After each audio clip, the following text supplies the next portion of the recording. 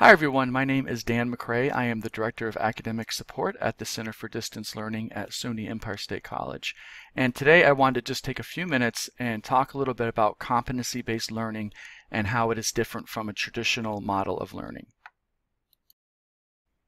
So competency-based learning flips the traditional model of education that we're used to. In the traditional model of education, time is the constant while learning is variable.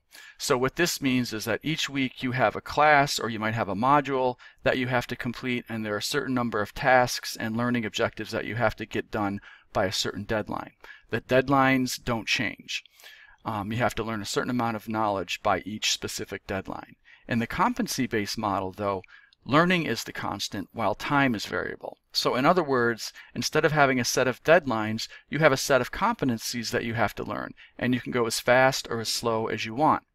So while the class still lasts a normal semester, you might finish in less time if you show mastery of all the competencies, or you can take the whole semester to learn them all. So again, students can move at their own pace, slowing down and speeding up as needed. And again, it's a highly customized and personalized learning environment where it supports self-paced and self-regulated learning.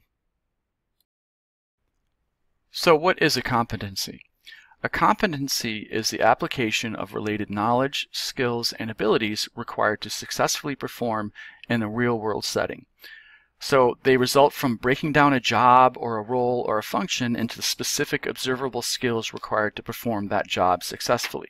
And these are taken from real-world settings, so that's where we get these skills and competencies from. So how will grading work for these courses? Students who master the competencies of a course will receive a pass-fail grade for that course. And for these courses, mastery is defined as meeting 80% or more on the objective self-checks and the final assessment, or scoring proficient on all rubric items for the final project-based assessment. Each course is a 4-credit course, and grades will be based on the quizzes or self-checks and the final assessment or project. Students will be given immediate feedback on all quizzes and can retake them as many times as necessary. And the final project or the final assessment can be attempted up to 3 times. The competency-based courses are going to be offered in a platform that's specifically designed and created for competency-based learning, and this platform is called FlatWorld. Before you take the course, you're going to receive some short, simple trainings on how to navigate the system so that you'll be comfortable using FlatWorld. So there are 3 classes that use the CBL model. Introduction to Data Management Tools, and for this course there is no book. We are going to be using open educational resources.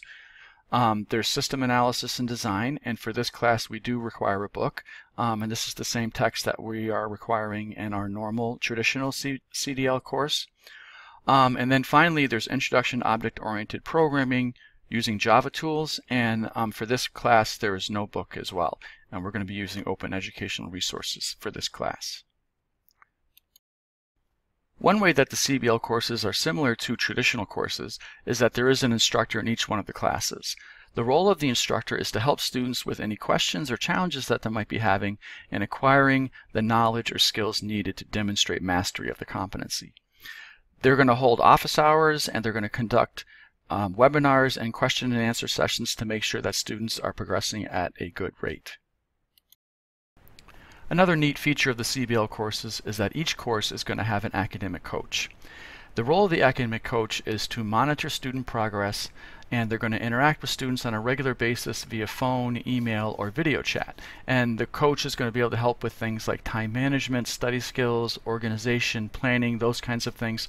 And they're also going to be able to help connect the student with the instructor or with other academic support resources. So there are going to be readings and practice exercises in each segment of the competency, but nothing that's required to be turned in or graded. So the grades for the course are solely based on the quizzes or self-checks and the final exam. And this holds true for the discussions as well.